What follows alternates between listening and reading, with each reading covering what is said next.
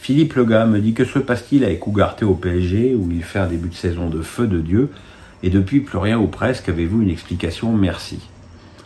Je pense que Luis Enrique n'est pas satisfait de l'utilisation du ballon de l'Uruguayen qui, c'est vrai, est très efficace dans le harcèlement de l'adversaire, qui est très efficace dans la récupération, mais qui est extrêmement moyen, pour pas dire déficient au niveau de l'exploitation du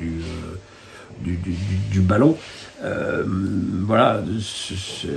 Après, que ce mec-là ait 0 minute de jeu contre le Havre, comme Mukele, ça me paraît être difficilement explicable, mais ça fait partie des choses que je voudrais que Luis Enrique m'explique. Jean-David Bedel me dit, malgré un jeu décevant année après année, gardes-tu espoir comme moi ou vas-tu tout de même tester Electronic Arts FC 25? Ce qui est sûr, c'est que pour la première fois depuis de longues années, j'ai totalement abandonné le jeu, parce que j'en ai marre de faire des 5-4, et encore une fois, tout ce que je dis n'a rien à voir avec les problèmes que j'ai eus, ni avec le procès, que j'ai d'ailleurs gagné contre Electronic Arts. Mais c'est vrai que le jeu, aujourd'hui, ressemble surtout à une pompe à fric avec FUT, et que le jeu en lui-même n'est plus travaillé comme avant. Et moi, je l'ai toujours été, d'ailleurs, même avec mes longues années de contrat avec FIFA, j'ai toujours été nostalgique du jeu de Konami. Ouais, on testera forcément, on peut toujours avoir de l'espoir. On peut aussi avoir l'espoir qu'un concurrent sous l'égide de la FIFA arrive et vienne bouleverser le truc. Mais c'est vrai que là, j'ai totalement abandonné le jeu.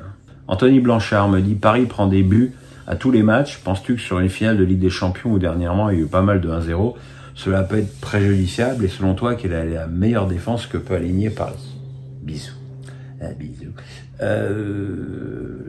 Encore une fois, Paris prend beaucoup de buts parce que c'est jamais la même défense qui joue. Encore une fois, le match contre le Havre, tu mets Navas qui arrête plus un tir et tu mets Danilo qui a la ramasse. C'est sûr que ça pose des problèmes. On voit que Danilo est en retard mal placé sur le premier but, en retard sur le tir d'André Ayou sur le deuxième et qui commet le penalty sur le troisième. Donc ça fait beaucoup pour un seul homme. La défense la plus logique du PSG, c'est Hakimi, Marquinhos, Hernandez, Nuno Mendes. Mais il faut aussi bien se rendre compte que quand tu alignes une défense avec Hakimi et Nuno Mendes, t'as une équipe très portée vers l'avant qui est là pour marquer des buts. Donc le fait d'en encaisser, si t'en marques plus, c'est pas plus grave. Après, ta remarque sur le fait qu'en général, les finales de Ligue des Champions se terminent par 1-0, elle est effectivement très juste. Jean-David Bedel encore me dit, aimes-tu l'automobile de façon générale? Oui, alors bizarrement, j'aime l'automobile, mais je déteste conduire. J'ai la chance d'avoir une femme qui conduit très bien. Enfin, j'ai même la chance d'avoir eu des femmes qui conduisent, qui ont toutes très bien conduit. Et j'aime me faire conduire, mais quand je conduis, ça m'emmerde tellement que si j'ai une voiture moyenne, je suis en souffrance. Donc j'ai toujours eu de très très belles voitures. Il y a une époque où j'ai même eu une Porsche 911, pas longtemps, parce que je me rappelle, j'étais allé à Angers voir un match du PSG et je suis arrivé au stade, j'avais le dos en miettes. C'est pas une voiture pour moi, c'est plus une voiture ni de mon âge ni de mon gabarit. Oui, j'aime les belles voitures. Là aujourd'hui, j'ai un SUV BMW électrique, dont je suis content.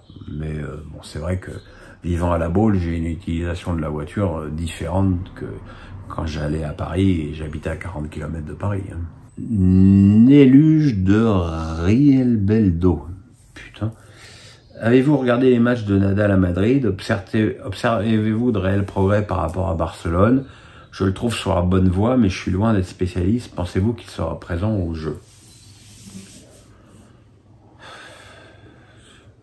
Je suis partagé avec les matchs de Nadal.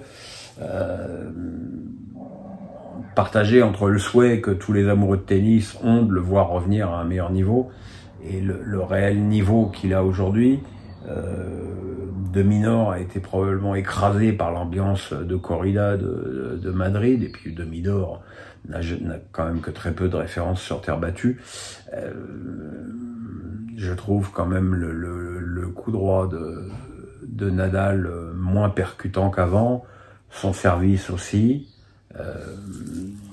Il faudra voir quand il y aura un vrai test contre un vrai terrien ce que ça va donner, mais bon, c'est déjà super de le voir, quoi. Philéo Colfield me dit: que pensez-vous de la retraite d'Alizé Cornet? Carrière honorable ou décevante, talent gâché, ou n'avait-elle simplement pas les qualités pour inspirer plus? Bah, le meilleur classement de Cornet, c'est 11e mondial, c'est quand même pas mal. Avec un jeu basé quand même avant tout sur l'énergie, pas un grand coup qui te permettait d'avoir des points gratuits. Donc chaque match d'Alizé était un combat, une lutte permanente. Voilà, bon, elle a eu quelques bons moments. Je sais qu'elle ne m'apprécie pas trop parce qu'elle s'était fendue d'un tweet extrêmement désagréable à mon égard quand j'avais commenté un match de Federer à Bercy. Donc voilà, je vais pas m'étendre sur le sujet. Alexandre Nadal-Ojo me dit: ton avis sur les nouveaux sifflets du public de la Méno à la sortie d'Emmanuel Méga lors du match contre Nice hier? Bah, c'est honteux. C'est honteux parce que si les mecs sont même pas foutus de voir que sur la première mi-temps c'était le meilleur Strasbourgeois, c'est très très compliqué.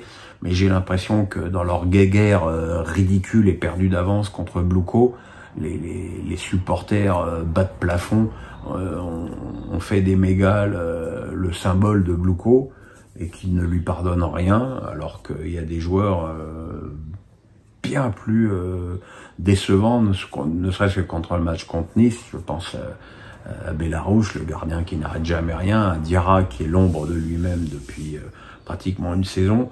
Mais bon, s'en prendre à Emega, c'est nul, c'est improductif et c'est extrêmement décevant. Alexandre Nadal-Ojo me dit: Rennes qui est beaucoup moins bien depuis la signature de la prolongation de Julien Stéphan. Est-ce une simple coïncidence? Et encore une fois, je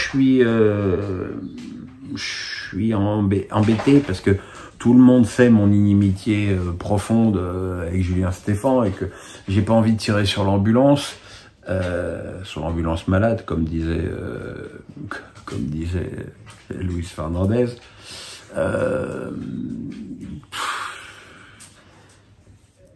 En tout cas, si coïncidence il y a, elle est fâcheuse. Je pense que... Qu'est-ce que vous faites tous les deux là? Je pense que le problème de Julien Stéphan, et il l'a démontré dans son premier passage à Rennes et dans son séjour à Strasbourg, c'est que quand les choses lui échappent et que ça commence à aller mal, il est perdu. Il est perdu. Oui, monsieur. Et oui, mon chéri. Et il trouve pas de solution. Il trouve pas de solution et c'est problématique. J'espère que les dirigeants rennais n'ont fait pas preuve de précipitation en le prolongeant. Après, c'est pas la faute de Stéphan si ses défenseurs, notamment Oumari, accumulent les bourdes match après match.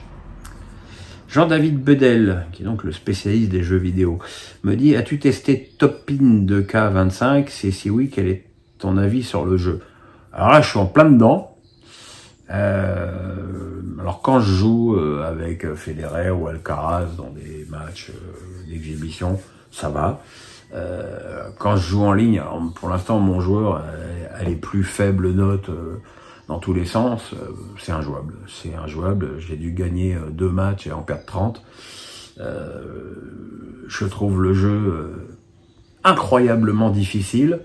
Et quand je dis ça, c'est plutôt une qualité pour moi pour un jeu vidéo. Voilà, on va voir dans la durée si je progresse, si j'arrive à faire progresser mon joueur. D'ailleurs, si vous avez des tips pour faire progresser le joueur, n'hésitez pas parce que je suis pas au top pour l'instant. Voilà mes amis, on se retrouve mercredi soir pour le débrief de Dortmund PSG. En attendant, profitez bien du soleil si on a chez vous. Le pouce, on s'abonne. Bonne journée, bye bye.